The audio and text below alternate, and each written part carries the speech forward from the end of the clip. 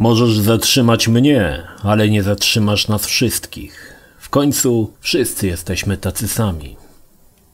Lloyd Dementor Blankenship, 8 stycznia 1986 roku. Wcześniejszy cytat idealnie oddaje pomysł Ubisoftu, jaki francuski deweloper miał na Watch Dogs Legion. Niestety nie wszystko zagrało jak powinno, ale o tym dowiecie się z tejże recenzji.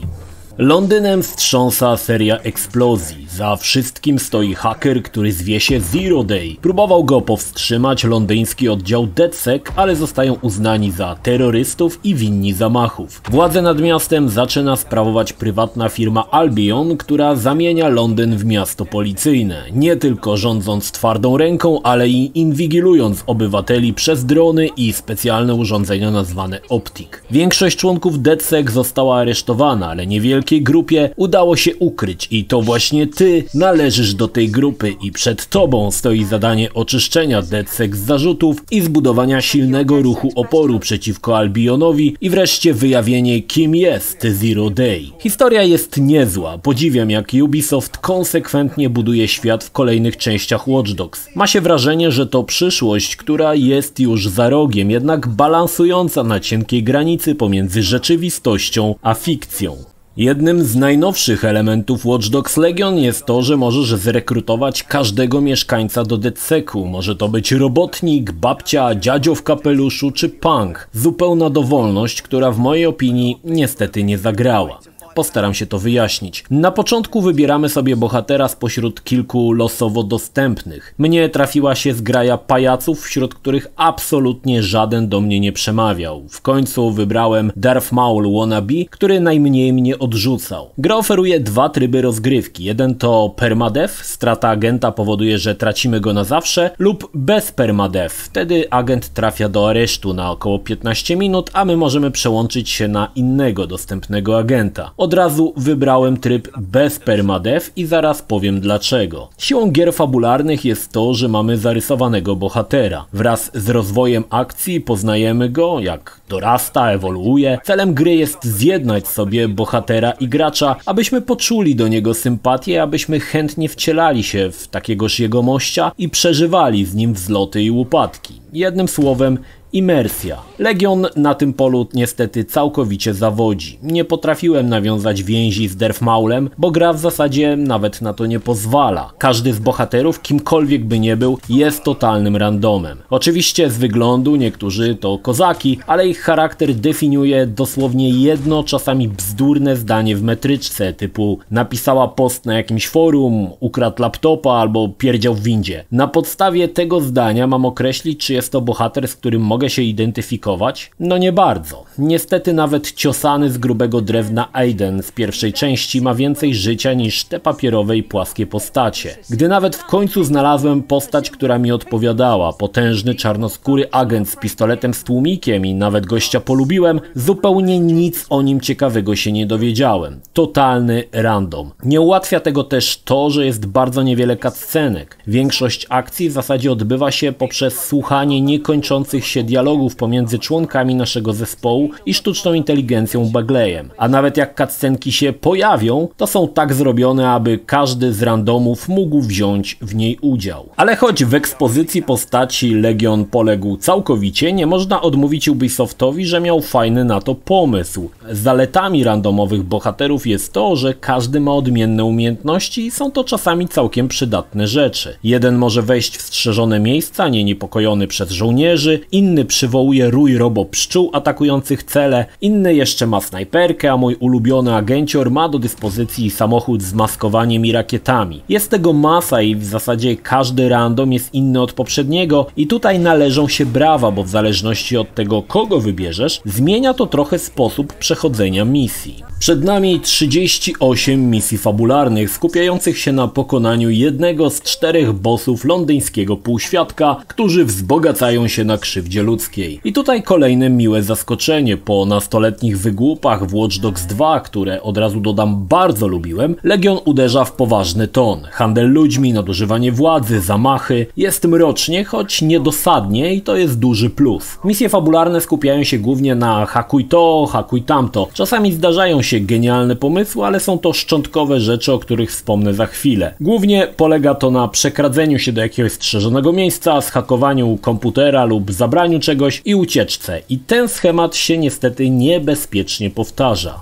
Ale są też misje poboczne, które umożliwią nam wzniecenie buntu w dzielnicach Londynu i tutaj misje są nawet ciekawsze niż te fabularne. Na przykład podróż niewielkim Spider-Dronem przez wnętrze zegara na Big Benie, czy podróż przez całkowitą ciemność używając do pomocy drona z latarką. Rewelacja. Szkoda, że tych naprawdę wyróżniających się zadań jest tak bardzo niewiele. Nasz randomowy agent obok swojego unikalnego wyposażenia jest uzbrojony w smartfon, którym może hakować dosłownie wszystko w zasięgu wzroku. Znacie to już z poprzednich części. Bardzo dużą zmianą w stosunku do poprzednich Watch Dogsów jest częste używanie dronów różnego rodzaju. Londyn dronami żyje. Przy odpowiednim dopakowaniu postaci możemy hakować każdego latającego droniaka. Militarnego, którym postrzelamy do ukrytych celów, przewożącego paczki, które możemy sobie przywłaszczyć, czy użytkowego, który tutaj będzie jednym z najważniejszych narzędzi, przynajmniej dla mnie. Oczywiście wciąż możemy podnosić zapory na drodze, sprawiać, że samochody będą zjeżdżały nam z drogi, czy pozyskiwać hasła do przeróżnych drzwi. Agent może również odpalić Spider-Bota, którym dostaniemy się w niedostępne wcześniej miejsca, przemkniemy wentylacją czy dziurą w murze. I tutaj właśnie objawia się kolejny genialny pomysł Ubisoftu. Każdą misję, czy to główną, czy poboczną, możesz przejść na własny sposób. Lubisz strzelać? Nie ma sprawy, walisz w opór, a kody do drzwi ściągasz jeszcze z ciepłych ciał. Lubisz grać po cichu? Możesz atakować znienacka, pozostając nieuchwytnym duchem, waląc na przykład z pistoletu ogłuszającego z tłumikiem lub jak mój drap z gnata. A może nie lubisz sobie brudzić rąk? Dzięki kamerom, dronom, czy to latającym, czy pełzającym możesz wykonać zadanie nawet nie wchodząc do budynku. To fajny pomysł i bardzo podobało mi się, jak duża dowolność jest w tytule w kwestii wykonywania misji. Nikt nikomu nic nie narzuca, nie premiuje danego typu zachowania, robisz jak chcesz i tyle. Wspomnę jeszcze, że działanie po cichu jest bardzo dynamiczne, to nie ślamazarne, powolne kroczenie za przeciwnikiem. Tutaj wszystko jest na szybkości, podchodzisz do typa, klaps w dziąsło, od razu uzbrajasz pułapkę, wyłączasz wrogiego drona i ściągasz kod do drzwi, wszystko niemal w jednym momencie. Płynność rozgrywki jest tutaj godna podziwu i szalenie satysfakcjonująca. Ale nie od dziś wiadomo, że satysfakcja z rozgrywki jest w grach Ubisoftu niemal pewniakiem. Ubisoft, jak to ma w zwyczaju, upstrzył mapkę gigantyczną ilością znaczników. Czy to będą sejfy, wiadomości tekstowe, głosowe, czy najważniejsze punkty technologii. Ja ze zbieractwa w Legionie wyleczyłem się dość szybko. Po pierwsze jest tego za dużo, a po drugie wiadomości tekstowe czy audio nie są zupełnie ciekawe. Lepiej to rozwiązano jednak w Watch Dogs 2, gdzie były na przykład kamery do hakowania, gdzie poznawaliśmy sekrety mieszkańców. O wiele lepszy pomysł, bo coś tam się działo. A jak mam czytać kolejne szpalty nieciekawego tekstu, to niestety podziękuję. Szybko przefiltrowałem sobie znajdźki i w sumie najważniejsze są wspomniane punkty technologii, bo za nie kupujemy nowe zabawki. Dostaniemy je też za misję, ale nie aż tyle, aby odblokować wszystko. I tutaj ta swoboda działania, którą dał nam Ubisoft, wydaje mi się, że była trochę strzałem w stopę. Kluczem jest dron, którym możemy latać. Fakt, latamy dość wolno, ale możemy dostać się w dowolnie położone miejsce na mapie. Dlaczego to strzał w stopę? Bo Ubi przygotował nam mini misję przy próbie zdobywania na przykład punktów technologii. Lokacje pełne przeciwników, pułapek, pomysłów jak pokonać i przejść dany budynek. Ale możesz to zupełnie olać i dronem podlecieć sobie po punkty technologii, zabrać i odlecieć w siną dal. Nie wiem, czy Ubisoft zrobił to intencjonalnie czy nie, ale czyszczenie mapy w tym trybie jest błyskawiczne. Czasami aż żal mi było projektantów, którzy zrobili te lokacje, namęczyli się z pułapkami, alarmami, a ja, jak sułtan Londynu, wjeżdżam na pełnej na dronie w rytm ataku Walkirii, biorę co moje i odlatuję w stronę słońca. Oczywiście nie zawsze się to sprawdza, ale w 80%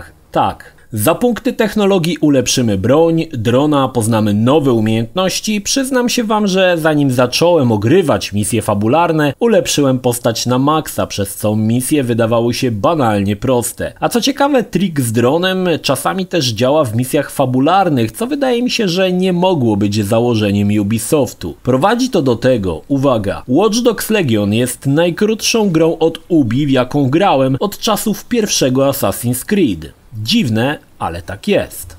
Jeśli jednak masz parcie na znajdźki, deweloper przygotował Londyn na twoje zbieractwo. Znajdziesz specjalne miejsca na rozwieszanie plakatów, którym zwiększymy opór mieszkańców. Pojawią się specjalni, wykwalifikowani agenci, których będzie można pozyskać, wykonując dla nich jakąś mini-misję, a oni w zamian dadzą nawet całkiem niezłe nagrody. Na przykład mecenas szybciej wyciąga naszych agentów z więzienia. Jest cała tona przeróżnych ubiorów do kupienia. Podobało mi się to, że nie wchodzimy do sklepu, tylko skanujemy plakat i cyk, mamy dostęp do asortymentu. Fajne, konsekwentne rozwiązanie, które w świecie niedalekiej przyszłości może faktycznie istnieć. Jeśli chcesz, możesz pograć w rzutki w formie minigierki, czy powalczyć na ukrytych arenach, gdzie lejesz po mordach kolejnych zakapiorów, a potem możesz ich zrekrutować. Nie zabrakło piłki. Anglia, wiadomo, kocha futbol, więc znajdziemy miejsca, gdzie możemy zacząć żonglować w dość trudnej minigierce. Pod kątem wypełniania świata wszelakiej maści treściami Ubisoft nie zawiódł, choć ci, co znają dobrze dewelopera, wiedzą, że będą to powtarzające się do znudzenia czynności, jak na przykład rozwożenie paczek, które odpuściłem już po pierwszej, bo uznałem je za całkowitą stratę czasu. Ale osoby kompulsywnie zbierające wszystko, co gra oferuje, będą miały co robić na dziesiątki godzin.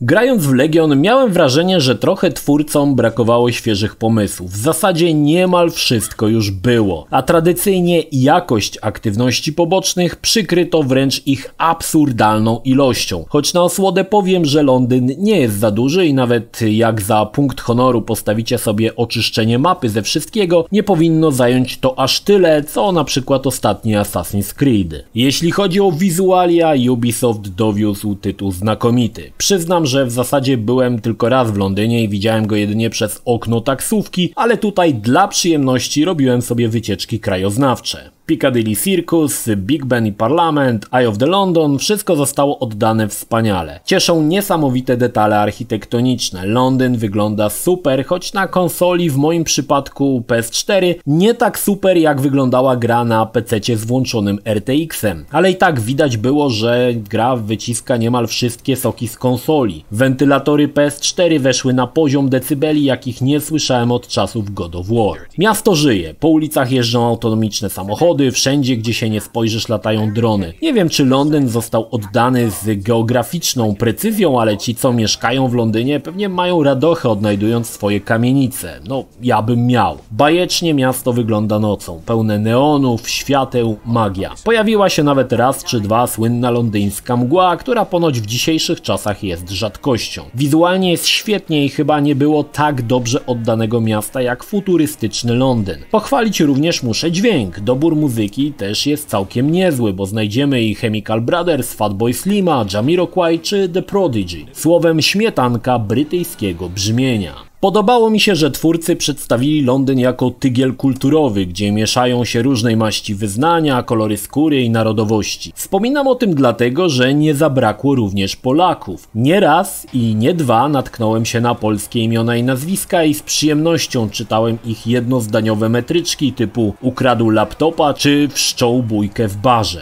Samo życie. Przy Watch Dogs Legion spędziłem bardzo miło 19 godzin. Dla mnie był to czas idealny. Trochę pozbierałem, uwolniłem wszystkie dzielnice, dopakowałem postać na maksa, liznąłem aktywności pobocznych i starczy. Gdy gra zaczynała już niebezpiecznie zbliżać się do granicy irytującej nudy, historia się domknęła, a Londyn stanął otworem dla zbieraczy. Niestety w mojej opinii nie jest to najlepsza odsłona serii. Wciąż pozostaje nią Watch Dogs 2 za sprawą lekkości historii, fajnych, łatwych do zapamiętania bohaterów i pomysłowych misji. Tutaj w zasadzie tego wszystkiego zabrakło. Podobało mi się w sumie bardziej poważne podejście do tematu, ale randomowi bohaterowie to chyba najgorszy pomysł Legionu. Również misjom fabularnym zabrakło trochę polotu. Pamiętacie z Watch Dogs 2 sterowanie mówiącym samochodem? No właśnie. A mam wrażenie, że z Legionu nie zapamiętam nic poza świetnym designem Londynu. Niemniej zwykło się brzydko mówić o grach od Ubisoftu Ubigry. I Watch Dogs Legion jest właśnie taką Ubi grą. Wiesz czego oczekiwać i gra dokładnie to dostarcza. W mojej opinii warto odwiedzić Londyn, bo w lekko futurystycznej wersji Ubisoftu miasto wygląda wspaniale.